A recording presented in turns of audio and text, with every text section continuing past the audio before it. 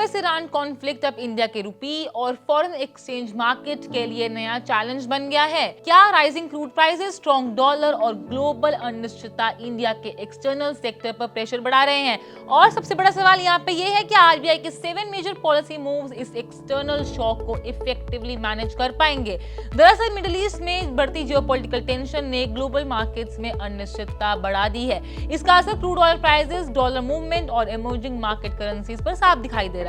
ऐसे एनवायरनमेंट में इंडिया के सामने सबसे बड़ा चैलेंज है रुपी स्टेबिलिटी बनाए रखना, फॉरेन करेंसी इनफ्लोज बढ़ाना और फॉरेक्स रिजर्व को स्ट्रॉन्ग करना है। यहाँ पे इसी को ध्यान में रखते हुए आरबीआई और गवर्नमेंट ने कई इंपॉर्टेंट पॉलिसी मेजर्स लिए हैं, लेकिन इन 7 मूव्स के पीछे आखिर पूरी स्ट्रैटेजी क्या है, आइए समझते हैं आसान भाषा में से।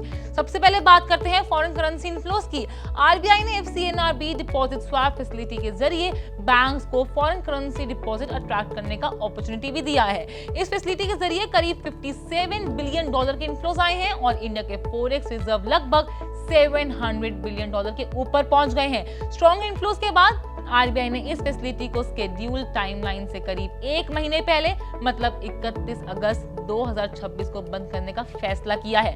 दूसरा बड़ा फोकस आता है रुपी की स्टेबिलिटी पर। US Iran tensions, higher crude prices और स्ट्रॉन्ग डॉलर के बीच आरबीआई लगातार फॉरेक्स मार्केट इंटरवेंशन कर रहा है। हाल ही के दिनों में स्टेट रन बैंक्स के जरिए डॉलर सेलिंग भी दिखाई गई है, जिससे मार्केट पार्टिसिपेंट्स आरबीआई इंटरवेंशन से जोड़ रहे हैं। तीसरा बड़ा मूव है फॉरेन कैपिटल को अट्रैक्ट करना। आरबीआई ने फॉरेन इन्वेस्टर्स के लिए इंडियन डेबिट मार्केट को ज्यादा अट्रैक्टिव बनाने की दिशा में मेजर्स लिए हैं। इसका ऑब्जेक्टिव है डॉलर इनफ्लोज को सपोर्ट करना और एक्सटर्नल लिक्विडिटी को मजबूत बनाए रखना है।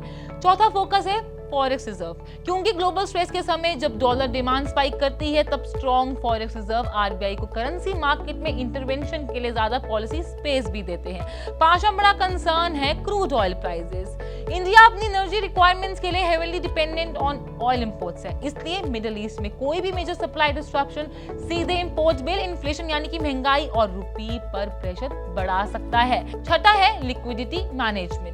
फॉरेन करेंसी इनफ्लोज बढ़ने का असर डोमेस्टिक बैंकिंग सिस्टम की लिक्विडिटी पर भी पड़ सकता है, इसलिए आरबीआई को एक्सटर्नल स्टेबिलिटी के साथ साथ डोमेस्टिक लिक्विडिटी कंडीशंस को भी केयरफुली मैनेज करना पड़ रहा है। और सातवां है पॉलिसी कोऑर्डिनेशन, यानी कि स्ट्रैटेजी सिर्फ रुपी को किसी स्पेसिफिक लेवल पर डिपेंड करने की नहीं है। फोकस है करेंसी स्टेबिलिटी, फॉरेक्स लिक्विडिटी और एक्सटर्नल सेक्टर रिसाइलेंस, इन तीनों को बैलेंस करने का। लेकिन अब सबसे बड़ा सवाल यहाँ पे ये आता है, क्या ये पॉलिसी मेजर्स रुपी पर बने एक्सटर्नल प्रेशर को पूरी तरह से न्यूट्रलाइज कर सकते हैं?